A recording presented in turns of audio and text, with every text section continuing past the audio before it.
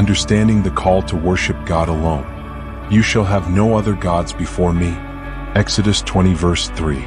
This commandment, given as part of the 10 Commandments, is at the heart of God's call to his people, to worship him alone.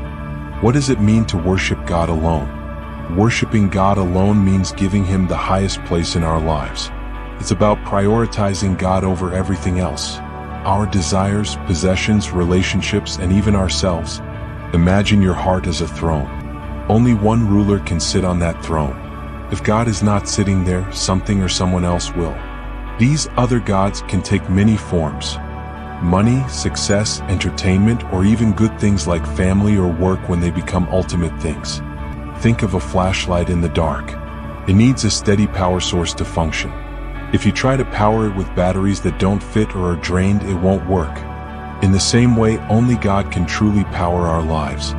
When we rely on other gods, we end up in darkness and dissatisfaction.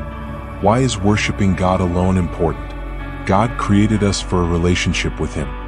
Worshiping him alone is not about his need for validation, but about aligning ourselves with the truth. Worshiping other gods misdirects our focus and leads us astray.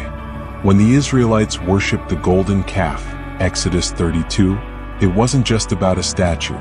They were seeking security and control in something they could see and touch, instead of trusting the God who had already rescued them. Think of a GPS. If you enter the wrong destination, no matter how great the system is, you'll end up lost.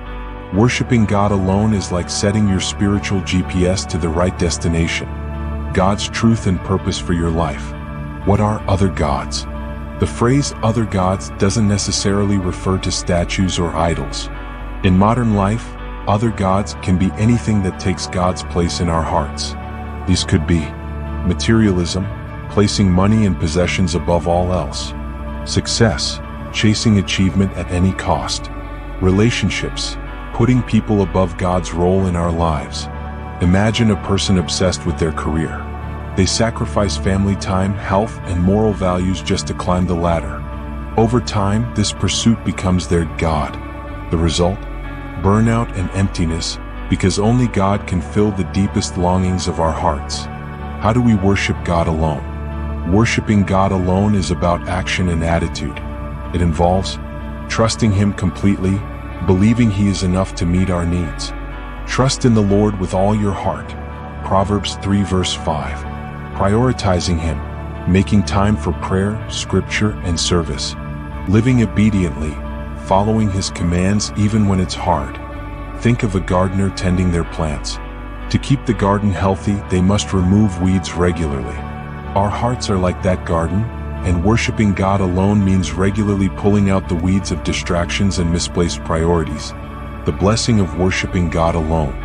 When we worship God alone, we experience peace, purpose, and fulfillment.